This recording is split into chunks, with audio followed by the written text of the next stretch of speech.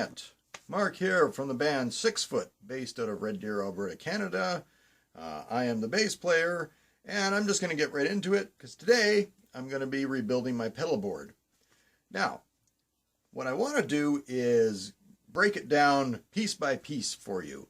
I'm not going to show you the actual building of it. I've seen a few, let's build the pedal board thing, and it's all this fast forwarding of people moving stuff around and connecting things, and it's like, no, I want to see what you put on the thing. I don't want to, I don't want to watch you actually build the bloody thing. So that's my opinion. Maybe others like that, whatever.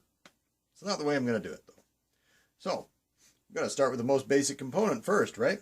Got to start with a pedal board. So I have a homemade jobby.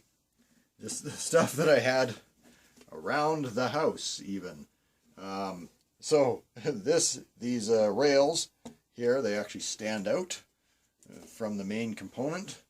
They are just railings from a deck, and I've just put some Velcro on top. Now I'm not using the Velcro anymore because it's driving me nuts. I can't stand trying to get it to stick to the bottom of my pedals, for one. For two, these are fairly narrow, so there's not a lot of surface there. So I get a little worried about some of the heavier pedals possibly toppling off. So I've started to use just cable ties, and just, or zip ties. Wrong word, whatever, same thing. The rest of it is fairly straightforward. These are just pieces from a desk, actually, and then some rubber feet, and then a lot of self-tapping screws went into it. So that's fairly straightforward, and then I put some little Velcro ties on here to tie cables on if I need to. So it's cheap, it's super light. I mean, it probably weighs maybe, I don't know, 2-3 pounds, if that. Even, yeah, I'm not quite sure if it's a full kilo, so somewhere close to that. Anyway, that's what we're starting off with. We have the Jojo Power tune. Now what this is, it's my tuner and it's my power supply. So it comes with 8 cables. They're about, I don't know, 12, 14 inches long, or whatever. There's 8 outputs here, 2 500 milliamp ones and 6 100 milliamp outputs. The main input goes in here.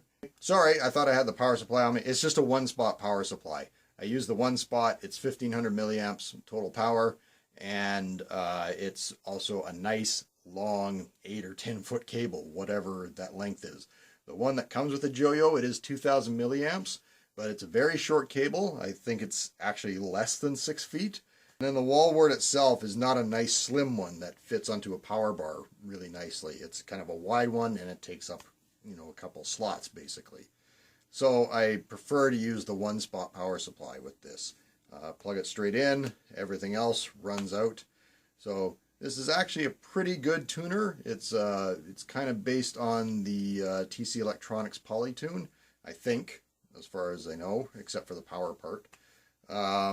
But it lights up nice and bright. It tunes pretty well. It tracks pretty well.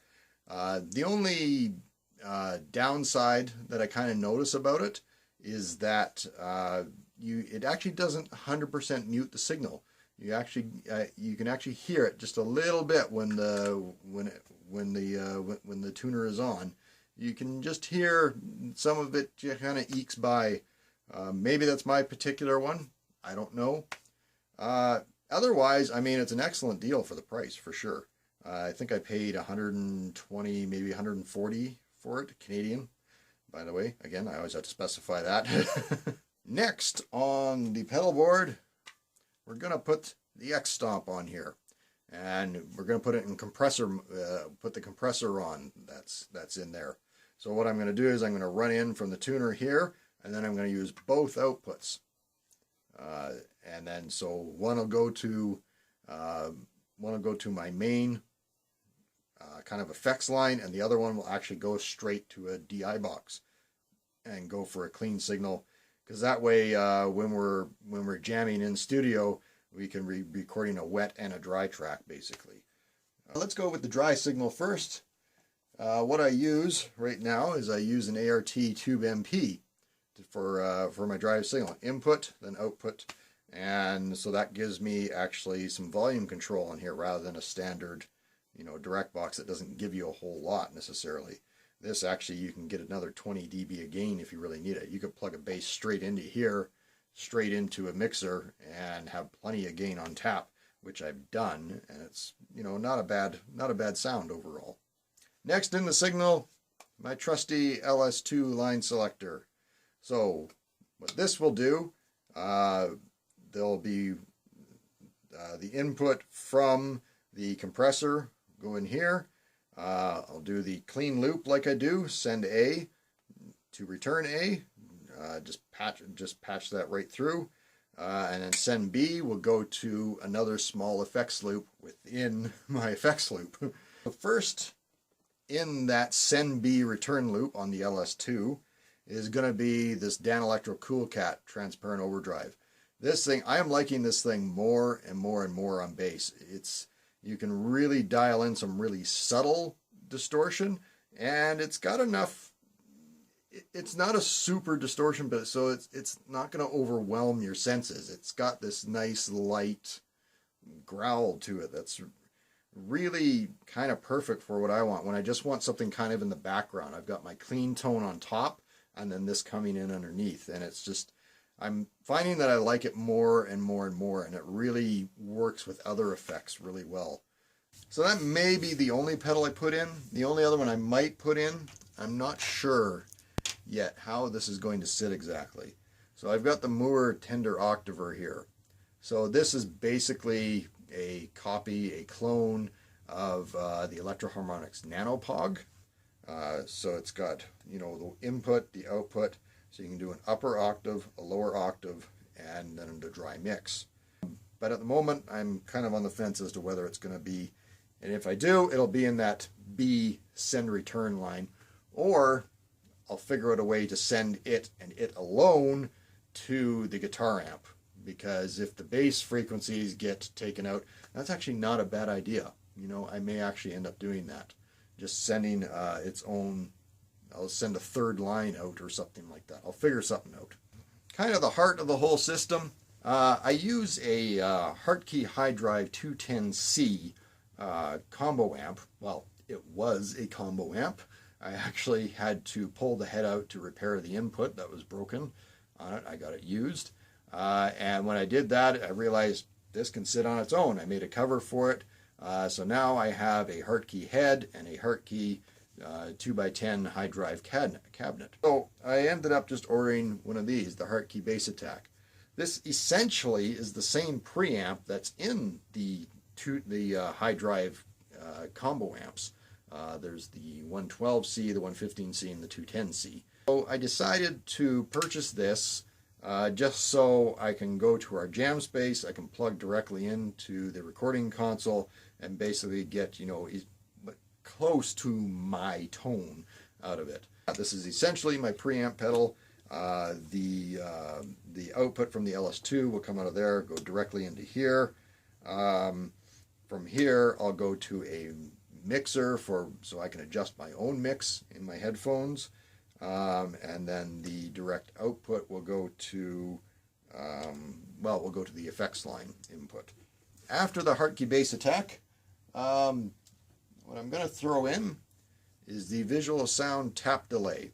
This is my overall kind of ambient delay that I use, whether it's live or just, you know, for a nice mix in my headphones. I keep it subtle. It's there, like I said, just as an ambience to sort of fill out the sound and everything there. There is one more pedal that for sure kind of has to go on. That is the RC3 Loop Station. Now this is for special effects to actually insert into songs. We have a couple. When we do Enemy Sun, I have a missile attack sound that goes off of here. And for Cat Killer, I've got a Puma Scream sound that's on here as well. Okay, so two more pedals that may or may not end up on the pedal board. The NS2 noise suppressor. I have noticed, unfortunately, that my LS2 is a little hissy sounding at times, and depending what you're doing, that may be really undesirable. Live, the little bit of hiss that comes out of it doesn't really matter. Recording, it might be nice to just cut it right off. So we'll see if I've got room to put that on anywhere. That's the one thing. My pedal board is not that big, so fitting all this stuff on here becomes a bit of a challenge to get, not so much fitting it, but getting all the wires connected in a nice, neat, tidy pattern is really difficult on it. The final pedal, and I don't know if I'm going to put this on because if I record the pulse onto my RC3, I really don't need this. But I do have a DD3 digital delay. At the moment it's set on hold, and what happens when I play the song Fortress, I pluck the open A string, wait for a 2 count, and then step on this and hold it down for 2 minutes straight. So if I record that pulse onto the RC3, essentially that makes this pedal redundant unless I figure I need another delay pedal for some reason or other. I haven't decided if I'm going to yet or not, so that remains to be seen as to whether that one will go on as well. So here is my pedal board. I can't quite get all of it in the frame. It's a little the board itself only weighs about 1 pound or 2, but everything on it is like this is a weighty one at the moment. Anyway, I hope I am able to cut this video down to something reasonable. I've been recording for about 20 minutes now. I'm hoping I can crack that down to 10 or less. I'd really like to get my videos down a little bit more. I like to talk, as you may have noticed. Anyway, thank you so much for watching. I am Mark, the bass player for the band 6 Foot, based out of Red Deer, Alberta, Canada. So please check out 6footband.com. There you can find all of our links to all of our social media. Currently, still trying to get the hang of all that. And you can also listen to our songs on there. And I've also ripped the audio from all my videos and stick them on there as a podcast that you can listen to if you don't feel like watching. Pretty handy, actually, I thought. Thank you so much for watching, everyone. Have a good one.